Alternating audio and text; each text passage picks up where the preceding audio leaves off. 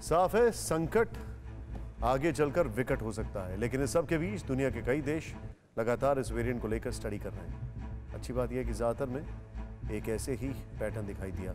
ज़्यादातर रिसर्च बताती है कि दुनिया में भले ही संक्रमण ज़्यादा हो, लेकिन अभी तक ओमिक्रॉन से बहुत ज़्यादा मौत की बात कहीं सामने नहीं आई है। उन देशों में भी नहीं जहाँ रोज़ 1 लाख से ज़्यादा केस सामने आ रहे हैं।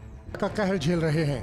अमेरिका में 4 लाख तो ब्रिटेन में 1 लाख से ज्यादा नए केस सामने आ रहे हैं। लेकिन ब्रिटेन की हेल्थ अथॉरिटीज का दावा है कि ज्यादातर मरीज ऐसे हैं जिन्हें अस्पताल में भर्ती करने की जरूरत नहीं, क्योंकि ओमिक्रॉन वेरिएंट फिलहाल इतना खतरनाक नजर नहीं आता। अब इन सारे दावों से अलग कुछ नई स्टडीज भी सामने आई हैं। ओमिक्रॉन को लेकर ब्रिटेन में 2 स्टडी की गई। बेल्जियम, जापान, हांगकांग में भी रिसर्च की गई। इन सारी रिसर्च को देखने से पता चलता है कि जो बात ओमिक्रॉन को लेकर देश और विदेश में कही जा रही है वो अभी तक तो सही साबित हो रही है, यानी ओमिक्रॉन फैलता तेजी से है मगर ज्यादा घातक नहीं है।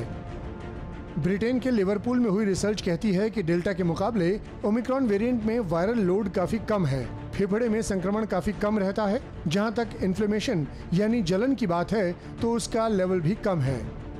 ब्रिटेन की कैम्ब्रिज यूनिवर्सिटी की तरफ से भी वायरस के वेरिएंट को स्टडी किया गया। इसका नतीजा भी ये दिखाता है कि ओमिक्रॉन वेरिएंट फेफड़े की कोशिकाओं को इन्फेक्ट नहीं कर पाता। इसका मतलब लंग्स के लिए घातक नहीं है। जापान ने सीरियन हैमस्टर मॉडल को लेकर वायरस को स्टडी किया। इसमें भी पता चला कि ओमिक्रॉन वेरिएंट के चलते सांस लेने में दिक्कत नहीं होती, क्योंकि इससे इन्फेक्ट होने के बाद भी फेफड़े सुरक्षित रहते हैं।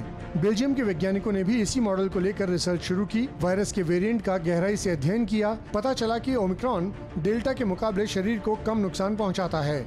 वायरस इतनी जल्दी मल्टीप्लाई नहीं हो पाता। हांगकांग में हुई लैब स्टडी बताती है कि ओमिक्रॉन से ज्यादा घबराने की जरूरत नहीं, क्योंकि इस रिसर्च की भी फाइंडिंग थी डिक्रीज्ड लंग सेल इन्फेक्टिविटी, यानी आपके फेफड़े सुरक्षित रहेंगे। आपको याद होगा 24 नवंबर को साउथ अफ्रीका में इस वेरिएंट को सबसे पहले डिटेक्ट किया गया। पता ये चला कि शुरुआत में तो ओमिक्रॉन के केस वहां बढ़े, लेकिन कुछ दिन बाद ओमिक्रॉन संक्रमितों के मामले काफी कम हो गए। दक्षिण अफ्रीका के डरबन में अफ्रीका हेल्थ रिसर्च इंस्टीट्यूट के एक वायरोलॉजिस्ट ने बताया कि ओमिक्रॉन वेरिएंट डेल्टा वेरिएंट को हटा रहा है, इसे रिप्लेस कर रहा है। हो सकता है कि डेल्टा वेरिएंट को हटाना वाकई अच्छी बात हो।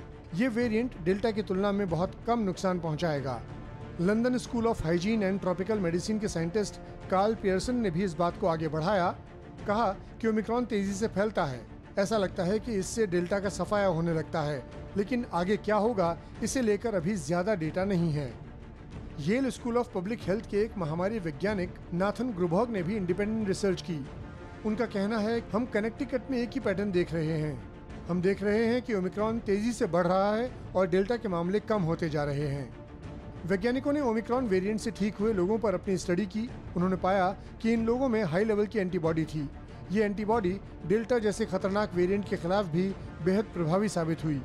हालांकि अभी ओमिक्रॉन की शुरुआती स्टेज है। डेल्टा के बारे में भी शुरुआत में इसी तरह के संकेत दिए गए थे, लेकिन आगे क्या हुआ, कैसी तबाही मचाई, ये पूरी दुनिया जानती है।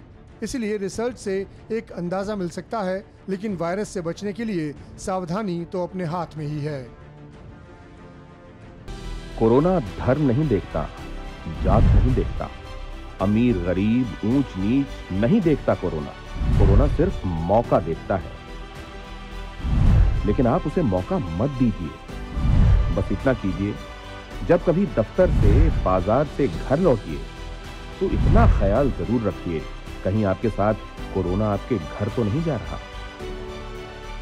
भूलिए मत, कोरोना अभी जिंदा है।